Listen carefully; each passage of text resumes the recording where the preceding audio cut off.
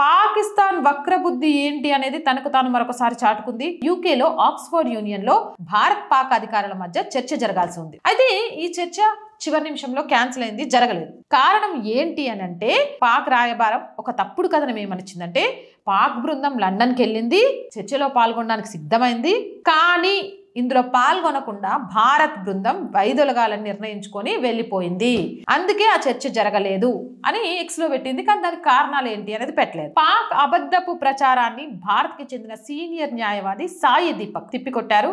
చర్చకు కొన్ని గంటల ముందు యూనియన్ అధికారులు తనకు కాల్ చేసి పాక్ తరపున హాజరవ్వాల్సిన బృందం యూకేకి రాలేదని వెల్లడించారు. దీంతో చర్చ ఆగిపోవడం తనకు ఆగ్రహం తెప్పించిందన్నారు. తమను ఎదుర్కోలేక పిల్లల వెనక దాక్కుంది అని ఎద్దేవా చేశారు. దాయాది బృందం ఇంకా ఆక్స్ఫర్డ్ లోనే ఉంటే తమతో చర్చకు రావాలని ఆయన సవాల్ విసిరారు. కొంచెం కూడా ఇజ్జత లేదు. భారత్ని ఎదుర్కోలేక కనీసం చర్చల్లో కూడా పాల్గొనలేక తోక ముడిచి పైగా మేకపోతు గాంభీర్యాలతో అదొక గొప్ప దేశం అనిపించుకోవాలనుకుంటుంది.